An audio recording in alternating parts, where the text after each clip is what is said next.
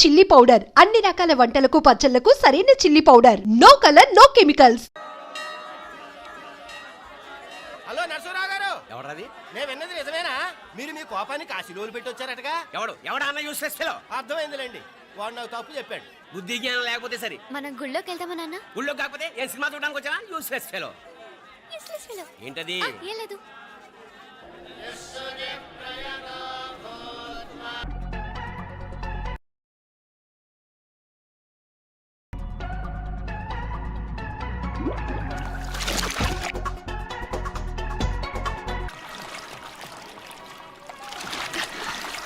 తెలియవా? మునకలన్నీ అయిపోయాయి కదా, పద. ఇంకో 3 సార్లు మునుగుతా నాన్న. చచ్చావులే, పద.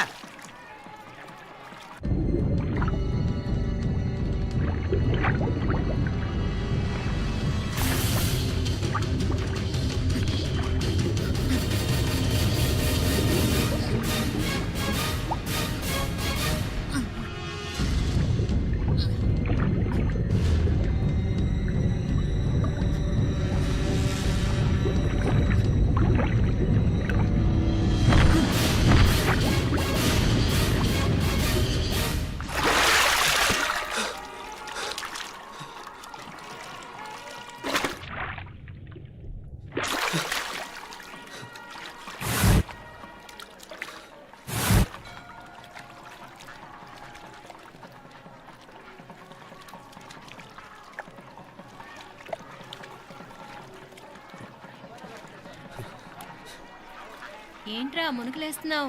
నీకోసమేనే, నువ్వు క్షేమంగా ఉండాలని. చాలే గాని సడన్ గా ఏంట్రా ఇంత భక్తి? చెప్తావా లేదా? వదలవే, నేను చిన్నపిల్లని అనుకున్నా. కాక నన్ను చూడు, అప్పుడే అమ్మని కూడా అయిపోతున్నాను. ముందు నువ్వు చెప్తావా వద్దులు లేదా? చెప్తాను. హైదరాబాద్ లో అమ్మాయి ఏడిపించి మాయమైందని చెప్పలా, ఇక్కడ తేలింది. ఇక్కడ ఈ ఊర్లోనా? ఇప్పుడు చూడు, ఒక ఆట ఆడిస్తాను. మొత్తానికొరే, ఈ కోయిన్సిడెన్స్ చూసావా? మనిద్దరికి మధురైతోనే రాసిపెట్టుంది.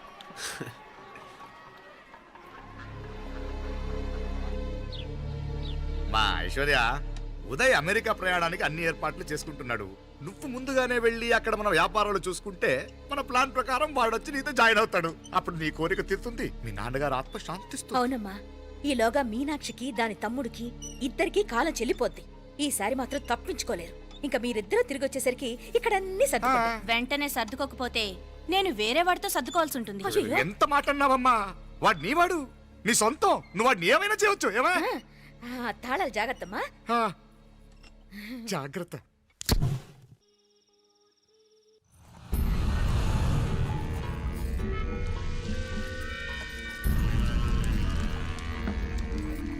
మీనాక్షి, అత్తయ్య గారు, మందు నూరాలే. రాయి అది రాయి స్టోర్ రూమ్ లో ఉంది, నేను తీసుకొస్తాను.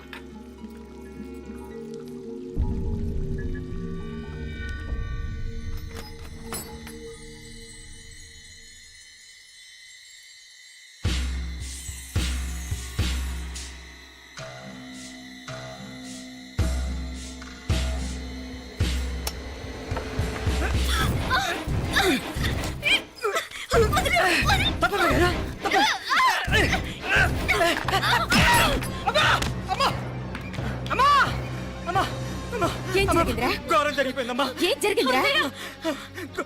ఆ బుగ్గ మీద కుంకుమేంట్రా?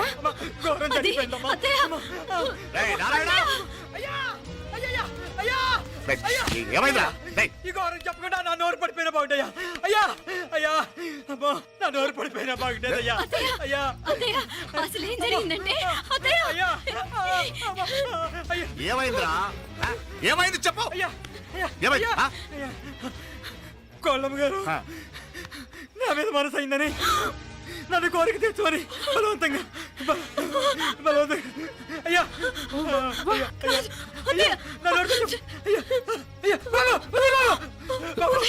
నన్ను చంపే బాబు, నన్ను చంపే బాబు. ఇట్లాంటి ఆడదాన్ని బాబు నాకు మీనాక్షి, టెన్షన్ పడకు, నెమ్మదిగా చెప్పు. ఏందయ్యా ఈ భాగవతం? ఒక్క నిమిషం అత్తయ్య. మీనాక్షి ఆ స్టోర్ రూమ్కి తనంతటి తను వెళ్ళిందా, ఎవరన్నా పంపారు? నేనే పంపాను. ఎందుకు?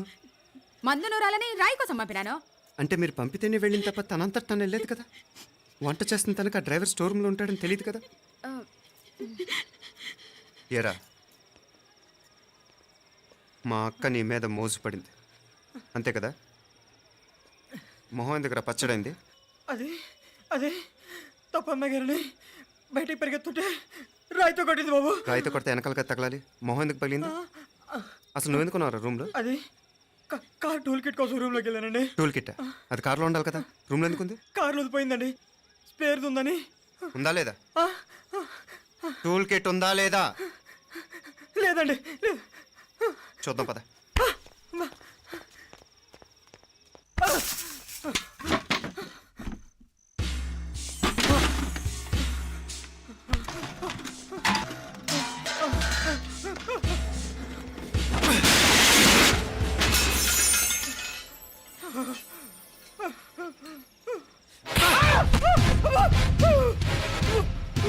ఇది మామయ్య గారు కరెంట్ షాక్ కొట్టి పడిపోతే ఆసరా ఇచ్చిన చెయ్యిరా ఇది. ఇది అత్తయ్య గారు లిఫ్ట్ లో పడి చచ్చిపోతే ప్రాణాలకు తెగించి కాపాడి చెయ్యిరా ఇది. ఆ దంపతులు అంటే ఆ భార్యాభర్తలు ఉప్పు తింటూ వాళ్ళ కోడలు అల్లరి చేస్తారా? చెప్పరా, చెప్పు. ఈ పని నువ్వు చేసావా, ఇంకెవరన్నా చేయించారా? మాపడే నువ్వు ఆగు. రేయ్, దుర్మార్గుడు. నాకే ద్రోహం చేస్తారా? మావయ్య వద్దు మా, కల్లో కూడా చేవు కానీ చేయను. మీ చేతులు కింద మా పాప అంటుకో. చెప్పరా, నీ దండం పెడతా, తప్పు నేనే చేశా. అమ్మా అమ్మా, నన్ను క్షమించండి అమ్మా. అయ్యా, అమ్మాయి గారు దేవతండి, అమ్మాయి గారి మీద మనసు పడి నేనే తప్పు చేశా. అమ్మా క్షమించండి అమ్మా. అయ్యా మావయ్య వెంటనే వెండి పనులోంచి తీసేయండి, లేకపోతే నేను ప్రాణాలు తీసేస్తాను. డేయ్, మళ్ళీ కనిపించావు నా చేతిలోనే చేస్తావు. నన్ను క్షమించు. లోపలికి తీసుకెళ్ళాం.